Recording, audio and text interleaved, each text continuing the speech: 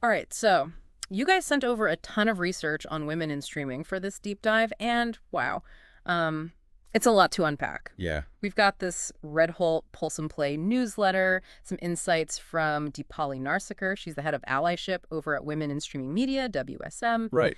And even some pretty hard-hitting stats about where things stand right now. Yeah, the numbers are really interesting. Yeah. So, ready to dive in? Absolutely. Let's do it. Okay, so one of the things that jumped out at me, I mean, you highlighted this, only 29% of leadership roles in streaming are held by women. Yeah. Which is kind of crazy when you think about it, right? It's less than a third. Yeah. It's a striking statistic, and it really kind of highlights the core issue here, which is representation at the highest levels. Yeah, and I mean, what kind of message does that send? Not just, within the industry itself, but to all of us watching at home. Right. It has a ripple effect. Yep. Right. Because that lack of representation in leadership then impacts the stories that get told, the opportunities that are given, and ultimately the content that we consume. Totally. So clearly a problem that needs fixing, but how do we get there?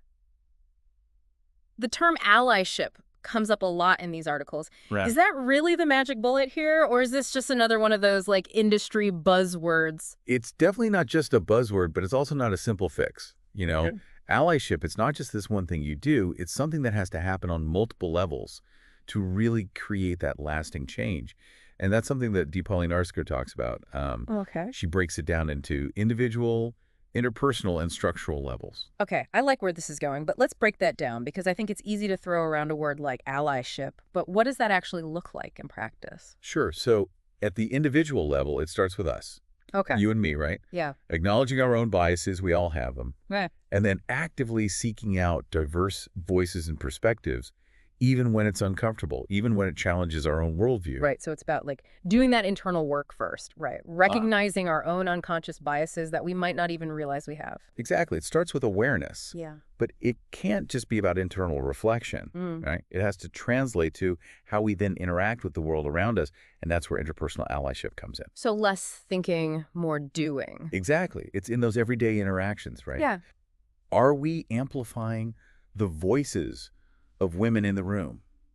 Are we mentoring and sponsoring underrepresented talent? Are we challenging those microaggressions, those "that's just how it is" kind of comments when we hear them? It's like that saying, see something, say something, but in this case, it's hear something, say something. And sometimes it's hear nothing, say something, right? Yeah. Because often the voices that need amplifying the most are the ones that are being silenced or overlooked in those rooms. It's so true. And that actually, I mean, that's a perfect segue into that third level you were talking about, that structural allyship. Yes. Because this is where the big players come in, right? The streaming giants themselves. Exactly. This is where it gets really interesting, right? Because this is about companies, and Netflix and Disney Plus come to mind, taking a hard look in the mirror at their policies, their systems, their entire culture, and asking, are we really creating an equitable playing field from the ground up? Or are we unintentionally perpetuating the same old patterns? And it's not just about talking about it, right? They're actually taking steps. Like you mentioned, Netflix and Disney Plus are implementing these inclusion riders. What are those exactly? Basically, it's like adding a clause to their contracts that says, hey, if you want to work on this project, you need to prioritize diversity and inclusion when you're hiring your cast and crew. Oh, interesting. It's a way to kind of bake equity into the very fabric of their productions. Yeah, I like that. From the ground up. Okay, so it sounds like they're making some moves in the right direction, but I'm curious, what about the women who are already in the industry? What are some of the biggest challenges they face once they're in? Yeah, so one of the things that really came through in the research is this lack of mentorship, especially for women who are trying to climb that leadership ladder. Right, so they hit a certain point and then there's no one there to show them the ropes. Exactly. It's tough to break into those senior roles when you don't have someone who's been there, who can guide you, who can advocate for you, who can, open those doors that often stay closed. Right. And speaking of doors that should be wide open, the pay gap, unfortunately, still a thing in the streaming world. Not surprising, but definitely not okay. Still a problem. Yeah. Yeah. And something that we need to continue to address. So what are some of the things being done about it? Well, the good news is awareness is growing, and there are actually some really cool solutions emerging. Okay, tell me more. WSM, for example, is doing fantastic work with their structured mentorship program, where they pair women with experienced leaders in the industry. Love that. Creating those connections, building that support system from within. Absolutely. It's crucial. Yeah. And, it's not just about having more women in the room. It's about creating an environment where they can thrive, where they can reach their full potential. Right. And one of the articles you sent mentioned this idea of shifting the focus away from just traditional qualifications, like, oh, did you go to the right school? To more about skills and experience, like what can you actually bring to the table? Yes, exactly. Because in a fast-paced, ever-evolving industry like streaming, the ability to adapt, to learn new skills, to think outside the box, that's invaluable. Totally. And those skills, they often come from real-world experience, not just a piece of paper. So it's almost like recognizing potential, regardless of someone's background or their path to get there. 100%. I love that. And here's the thing. It's not just about doing the right thing. Right. It's good for business. Yeah, how so?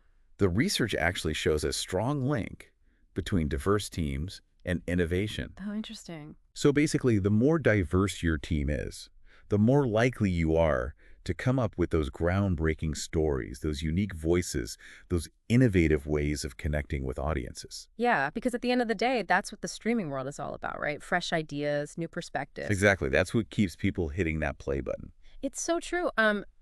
Speaking of WSM, we talked earlier about how they have this whole allyship program. Right. So what's the deal with that? Give me the inside scoop. So here's what I love about what they're doing. They're not just like talking the talk, they're walking the walk. Yeah. This program is the real deal. They've got like AMA sessions with industry leaders. They have workshops on specific skills. There are even opportunities for men in the industry to step up as allies and advocates. Right, because that's key, right? It's not just on women to support other women. It takes all of us working together to actually make a difference. Exactly. It's a shared responsibility. Yeah, absolutely. So it sounds like a lot of really like positive momentum here. But reading through these articles, like everyone seems really optimistic about the future of women in streaming. Right. Are they being overly optimistic, or is there actually like real change happening? I'd say it's cautious optimism. Okay. And rightfully so. Yeah. While there's definitely growing awareness and we are seeing more companies taking those concrete steps, like those inclusion writers we talked about, this is a marathon, not a sprint, Not going to happen overnight. Exactly. It takes sustained effort from everyone, individuals, companies, organizations like WSM, to keep pushing for that progress, Yeah, we can celebrate the wins, but we can't let our foot off the gas. 100%. So for those of us at home, like what can we do? Besides, supporting these great organizations, what's our role in all of this? We're not all, streaming executives with the power to greenlight projects or change hiring practices. That's a really important question. Yeah. And it's something that isn't explicitly stated in the articles. Okay. But it's definitely there between the lines. Interesting. Our viewing habits, they matter. Wait, really? Our viewing habits, they actually, make a difference. Yeah, think about it. Every time we hit play on a show, right, we're sending a very real message to the streaming giants, the ones who are, holding the purse strings. We're saying, this is the kind of content we want. These are the voices we want to hear. So it's not just about, finding something mindless to binge after a long day. It's about actually being conscious, I guess, of the choices that we're making. 100%. Yeah. If we want to see more women behind the camera, if we want to see more diverse stories on screen, right, then we need to actively seek out and support that content. So next time I'm scrolling through, endless rows of true crime documentaries, no judgment, maybe I should take a moment and be a little more intentional about what I'm clicking on. Yes. I love that. Because you're not just a passive consumer.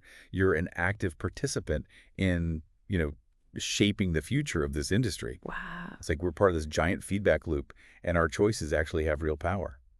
Okay, I'm starting to see that. And you know what? That actually makes this whole conversation feel kind of empowering. Right. We're not just sitting here powerless. Absolutely not. We actually have a say. You have a voice, you have a choice, and it's powerful. So what you're saying is I need to cancel my 17 different streaming subscriptions and just watch art house films directed by women. I'm just kidding. No, you don't have to go that extreme. It doesn't have to be overwhelming, right? You don't have to become a film scholar or memorize every female director's filmography overnight. Okay, that's good.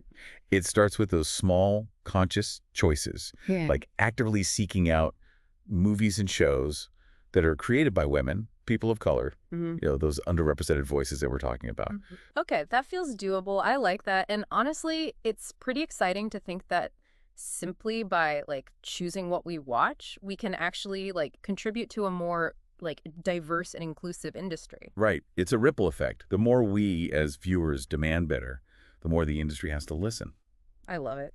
Well, this has been honestly a really eye-opening deep dive. I feel like we've got a lot to do clearly when it comes to truly achieving equity in the streaming world, but it does feel like there's a lot to be hopeful about. Oh, absolutely. There are definitely challenges, right? But there's also real momentum building. We've got organizations like WSM leading the charge. We've got companies making these concrete changes, and we've got viewers like you becoming more aware of the power that they have. And that's what's really exciting to me, right? This isn't just like a top-down approach. It really is a collective effort. Yes. Like we all have a role to play in shaping the future of storytelling. Yeah. Couldn't have said it better myself. And who knows? Maybe the next generation of streaming giants, you know, it won't even be about diversity. It'll just be the norm. Now that's a future worth watching. Thanks for joining me on this deep dive, everyone.